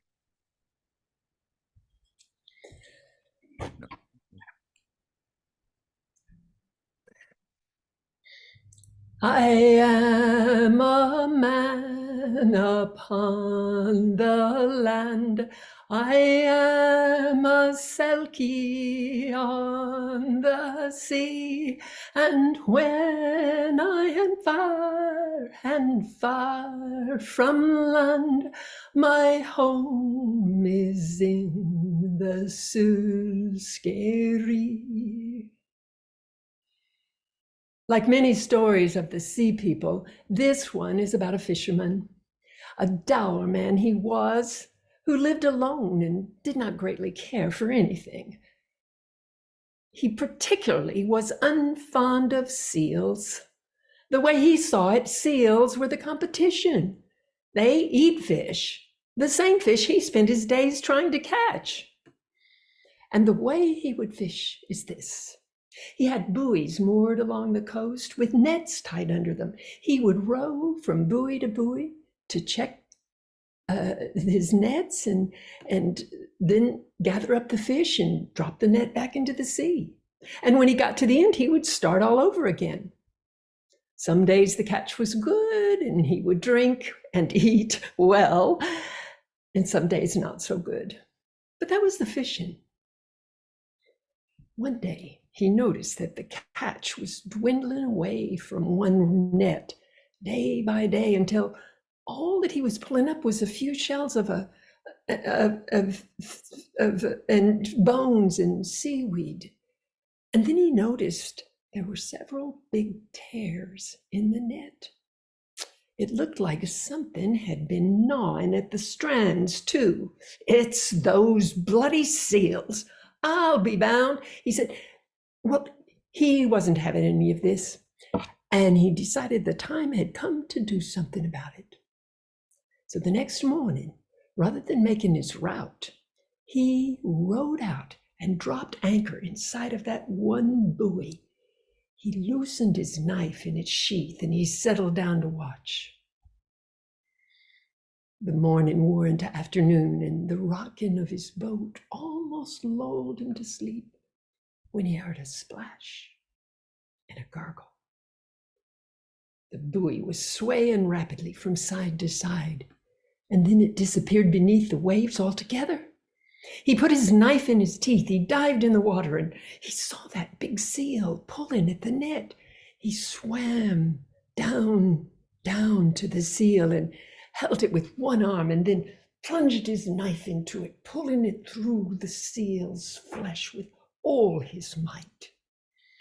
Blood billowed out into the water, making it foggy with the redness. But even wounded, the seal proved stronger than the man. It wiggled and twisted and got away, flipping his knife out of his hand. Well, the fisherman hauled himself back to his boat, and he thought, "I might not have killed it, but that's one seal that'll trouble me no more." But the next day, all his nets were empty, and the next, and the next. By the end of the week, he was running out of money and hungry, and he could hardly be bothered to pull out to sea anymore. So when a stranger came up to him in the harbor and said, "I hear you're a man who can lay their hands on some sealskins," the fisherman was only too ready to help. "I certainly can. I don't owe them nothing. I'll be wanting a good price though, mind." "Well," said the stranger, "I can't speak to that. You'll have to come with me and meet my master." And so the fisherman went with the man all along the path along the coast, and when they reached the top of the cliffs, the stranger stopped. he made a funnel of his hands around his mouth and he sang, "Hey hunda, hey hunda, hey hunda, ho da da." And as the stranger called out, the sea below the cliff began boiling with sleek black seals, more than the fisherman had ever seen. Hunda da, yunda da, yunda da, ho ho dunda. And then the stranger grasped him tightly by the shoulders and jumped off the cliff, pulling the fisherman with him. The instant the stranger touched the water, he turned into a big, powerful seal, and yet he still held his grasp. Try as he might, the fisherman could not break that grip, and his chest began to ache with the effort of holding his breath as he was dragged deeper and deeper into the blackness of the sea. Now his chest burned as though it was on fire, and a blackness nibbled at the edges of his vision. Then, with a gasp, he opened his mouth and the sea filled his lungs. But that is not the end of the story. After some time, the fisherman awoke. He felt around him. It was rock, mossy and damp, but he could breathe. There was air. And as his eyes grew used to the darkness, he saw the stranger standing over him. The seal man helped the fisherman to his feet, and then he said, "There's someone I would like you to meet." And he led him toward the back of the cave. And there, on a rough bed of kelp, lay a young man. His chest was cut open with a wound that ran from shoulder to hip. "This is my son," the seal man said. "And if he is not healed soon, he will die. And I believe this is yours." And he reached down and pulled from beneath the kelp the fisherman's knife. "Have you brought me here for vengeance?" the fisherman asked. "What can I do to you other than kill you?" replied the Selkie. "And would that help my son?" "No, I've brought you here to help. Only the hand that caused the wound can heal it." The fisherman looked at the youth, at his pale flesh and the cruel gash across his chest. He thought of how he had resented and hated the seals, but still he said, "What must I do?" "Simply touch his wound," said the seal man. And so the fisherman bent forward and he touched his trembling hand to the start of the wound on the youth's shoulder. Oh, the flesh was deadly cold. As he drew his hand slowly across the gash, the fisherman felt an icy, burning pain crawl across his own chest. But as his hand passed along, the wound closed as easily as you would close a jacket. And the flesh grew warm and the color seeped back into it. The fisherman could hardly breathe for the pain in his own chest, and as he reached the hip, the wound was finally closed. He fell to his knees, gasping and panting. It seemed as though his own life had flowed out of his hand into the young seal man. He fell forward, exhausted. When he awoke, he was lying on the shore at the foot of the cliffs, a little bruised and battered, but alive. If anyone asked, he told him he had slipped and fallen over the cliffs. Some believed him, some did not. But he never told another soul that when he awoke, lying next to him was a neat pile of his nets, not only mended, but better than ever. And on top of the nets was a creel holding two of the biggest lobsters he had ever seen.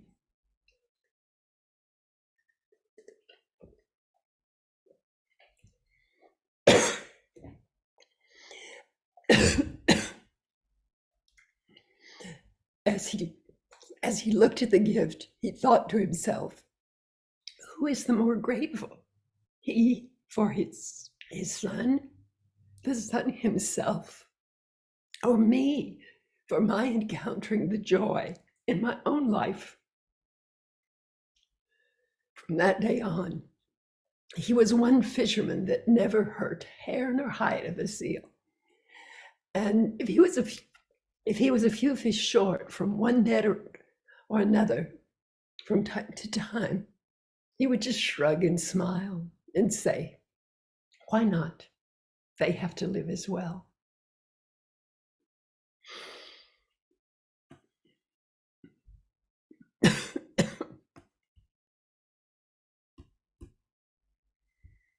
Great story. Great story. We all have to live together.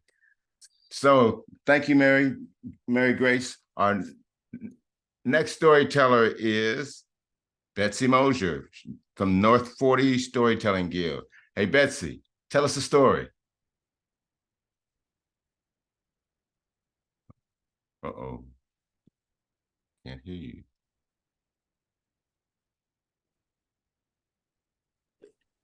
All right. Michael, do you remember the first time you fell in love? I do. It was Mother's Day weekend, 1956, and I was 5 years old. Mom and Dad threw my 3 brothers and me in the back seat of the car, and we drove from Wisconsin all the way down to the middle of Indiana to Grandma Mary's farm. And when we got there were hugs and kisses and my, how you've grown.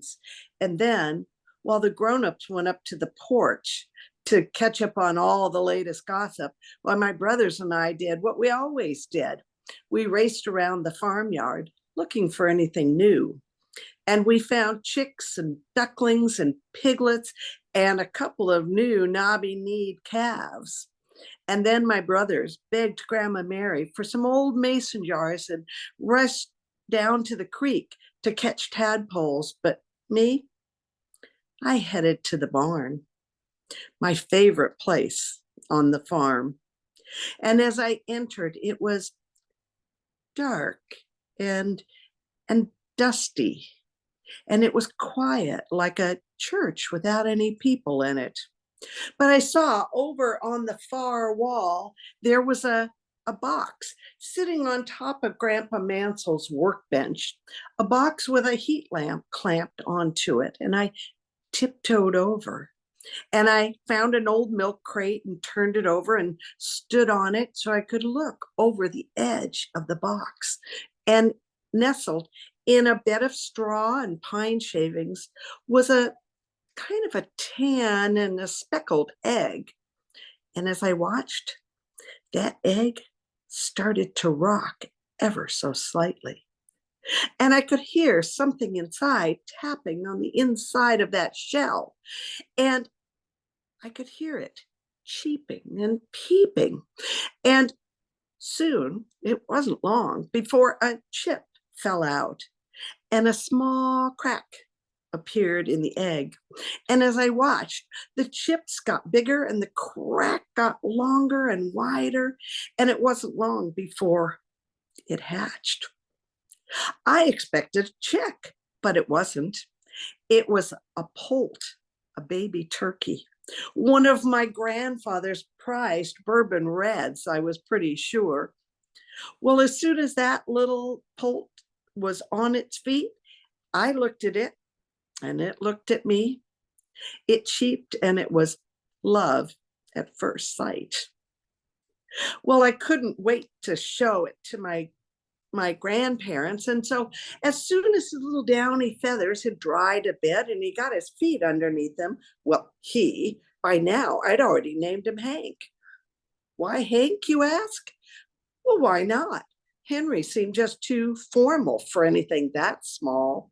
So I gently picked up Hank and I made my way to the farmhouse and in the front door. And I said, look what I've got. Can I keep him? And my grandfather Mansell, why, he lowered his newspaper and looked at me over the top of his glasses and he winked at me. And I was pretty sure he was ready to say yes when my Grandma Mary came out of the kitchen wearing her making supper apron, and she pointed her wooden spoon at me and said, it is never a good idea to be on the first name basis with Sunday supper. And just at that moment, my mother came out of the bedroom. Well, she took one look at Hank. She went white as the sheets on my Grandma Mary's clothesline, and she said, you get that thing out of here. See, what you need to know about my mom?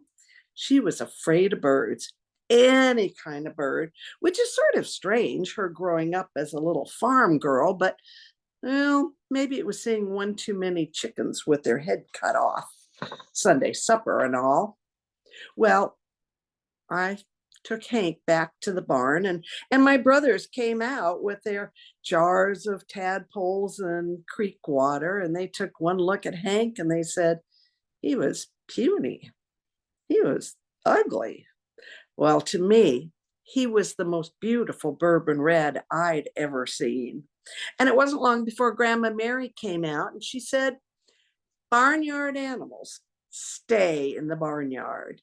But she helped me find a new, clean box, not one that had ever held any chickens, because chickens have got diseases that'll kill a turkey in no time. So we took the box and we set it up and we lined it with clean straw and clean pine shavings. And then Grandma Mary clipped on that heat lamp, because you got to keep those babies warm before they get their real feathers. We put Hank in his box in his new home. And then we got a little bowl for water and a little bowl for turkey chow. And the first thing Hank did was, well, he stepped in his bowl of water and tipped it over. But Grandma and I, we just giggled and we gave him a new fresh bowl of water. Well, from that time on, Hank and I, well, we were best friends. Well, that worried my Grandma Mary a little bit. Not only was she a farm wife and raised food on the farm, but she was a little worried about Hank because he was a boy turkey, and boy turkeys grow spurs on the back of their legs. There are those wicked looking claws that grow, and they use them for fighting other toms, but it was too late. Hank and I were already a team. And there were a few things I learned about turkeys that weekend. They're very sociable creatures, and they're not stupid, not like people tell you. Well, okay, maybe those big white turkeys that they breed for Thanksgiving dinner are, but not farmyard turkeys. They're smart, and they've got a few God-given talents. And one is they eat fast, and they eat a lot, and they grow and they grow and they grow. Because what's the point of getting born on a farm if you're just going to get eaten by something bigger than you? Well, Hank and I, we spent the rest of that week together. Everywhere I went, Hank went. I was either carrying him in my hands, or he was tucked in my pocket, or he was just following along. Well, I knew there was no chance the grown-ups were going to let Hank sleep in my bedroom in the farmhouse. So I did just barely manage to talk the grown-ups into letting me sleep in the barn. And I made a bed in the hay, and Hank had his box there. And the farm dogs, why, they just came out and plopped right down next to us. And well, those barn cats, we tried to get them to join us, but they are fast and wary creatures. Well, in the morning, each morning, those roosters with their crowing would wake me up, and I would stretch and I would rub the sleep out of my eye. And then I would watch those dust motes float through the air. And it was only moments before Hank was awake and peeping in his box, waiting for his fresh water and his fresh food. And I would take care of that for him. And then I'd run into the farmhouse for a plate of Grandma Mary's fresh blueberry pancakes. And if I was really lucky, I might beat my brothers to the table and get a piece of pie from the night before.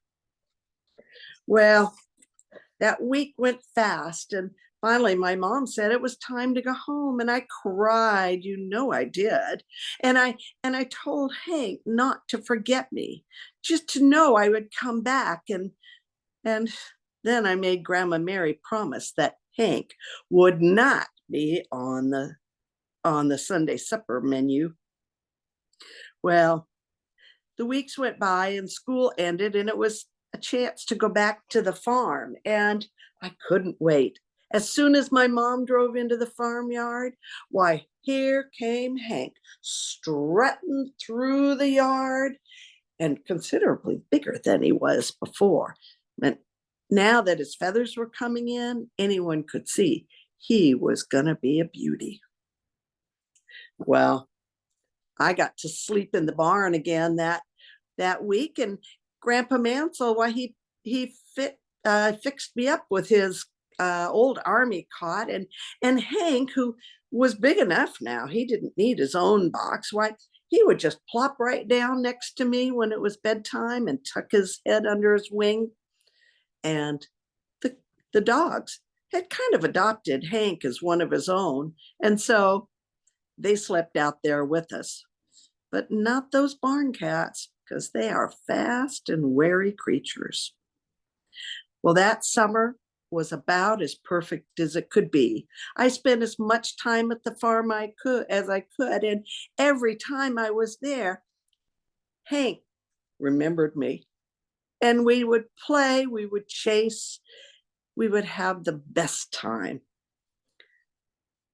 And every morning after breakfast, we'd go help Grandpa Mansell with the chores.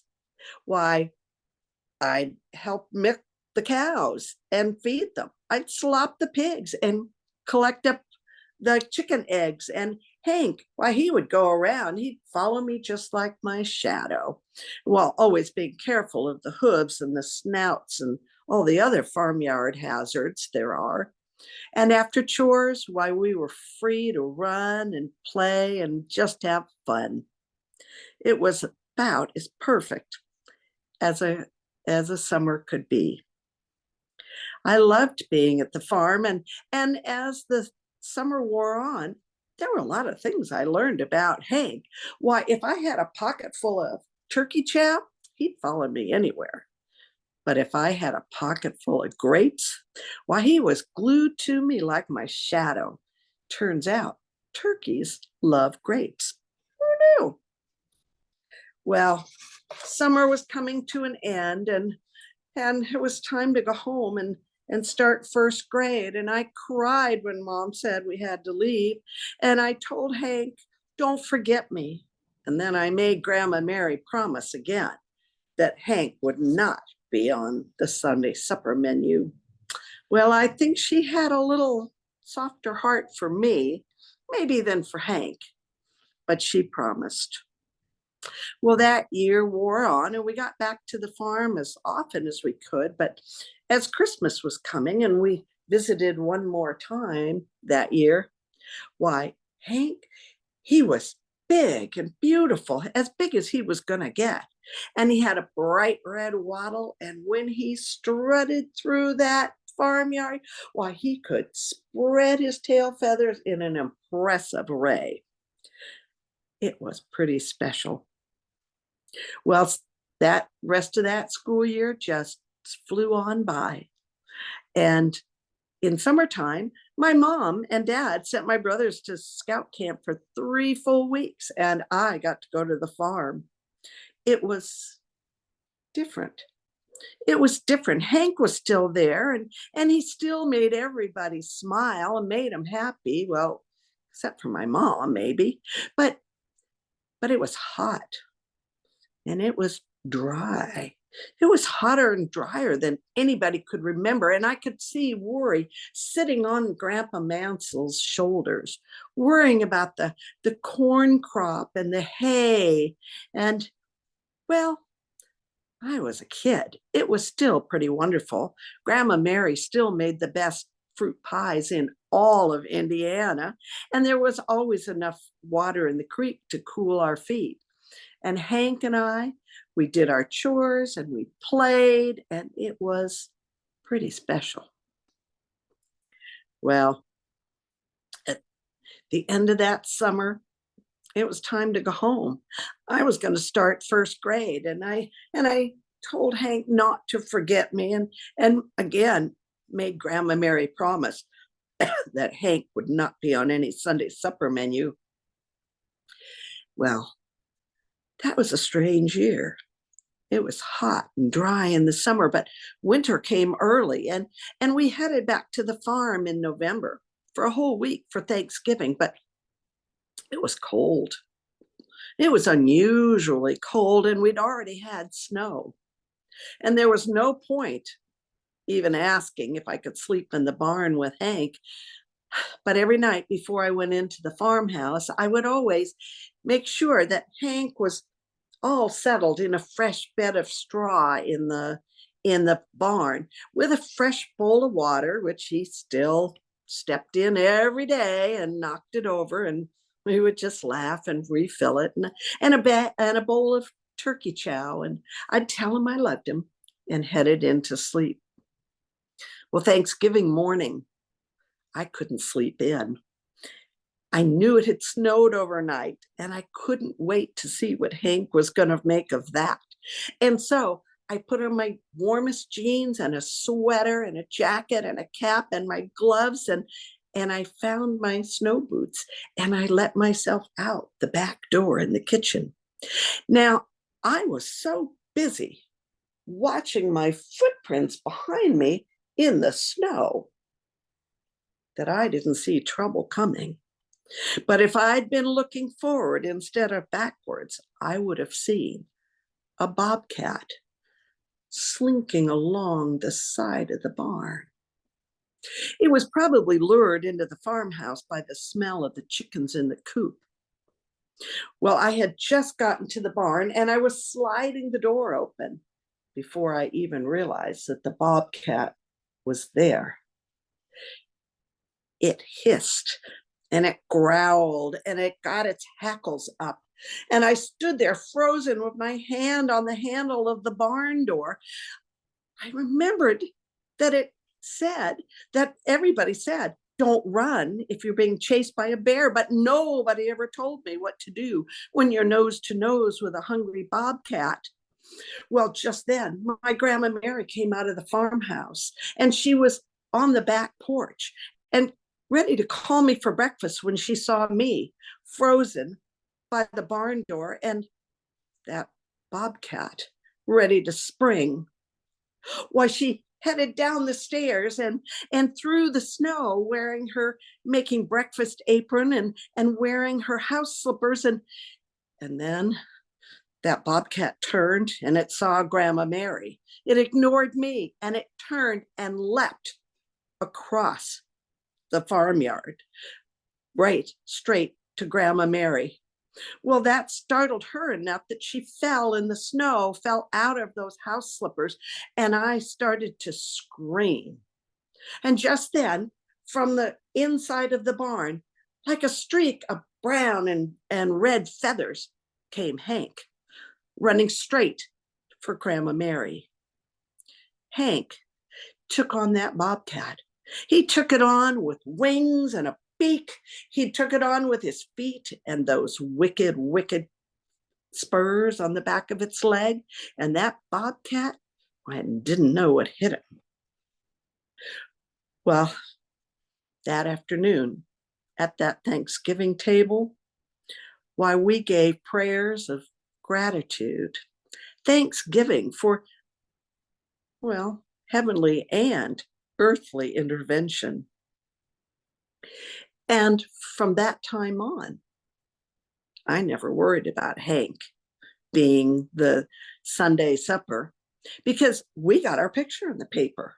A picture of Hank that I took back to school to show all my friends that I really did have the bravest turkey around, but a picture in the paper that showed Hank and Grandma and me. And that Thanksgiving was the best we ever had. Well, from that day on, Hank never had to worry about a thing. He always had clean straw to nest in. He had plenty of water, no matter how many times he tipped his bowl over.